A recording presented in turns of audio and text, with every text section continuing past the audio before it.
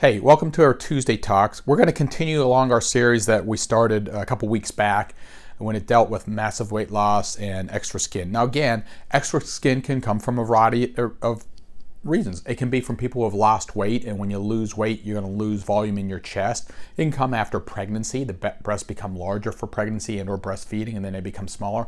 Or some people just have loose skin naturally, and over time develop sagging before somebody who may not have, who has similar breast size. Okay, so regardless of why you have extra skin, we're going to talk about a breast lift, okay, which medically we refer to that as a mastopexy.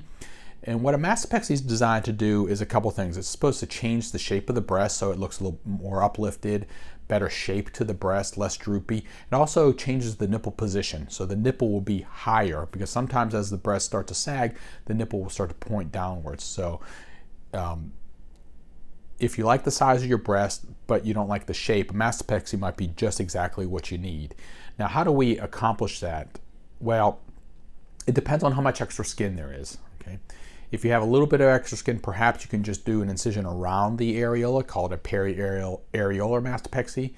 Oftentimes we do what's called a vertical mastopexy, which is an incision around the areola and straight down. Some people call it a lollipop lift. Okay, with all of these surgeries, the areola is also made smaller. Okay? And then a traditional mastopexy is what we refer to as a wise pattern. The wise pattern is going to look like an anchor. Again, it's going to round the nipple, it's going to come down, it's going to go side to side.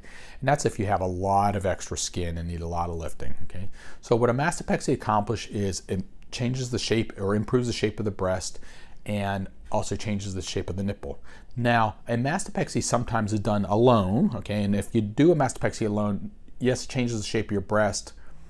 You'll look more youthful, but the breast will look a little bit smaller, and it doesn't get a whole lot of fullness on the very top of the breast. So if people want more fullness at the top of the breast, we usually have to do something in conjunction with that.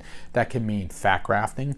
That can mean adding an implant to give you more fullness up top. Some people want to be perkier and larger, and obviously you have to use an implant in conjunction with a mastopexy. So there's a lot of options, and it really takes an understanding of what your goals are and what the issues are. Is it a loose skin issue? Is it a volume issue? Or is it both? Thank you.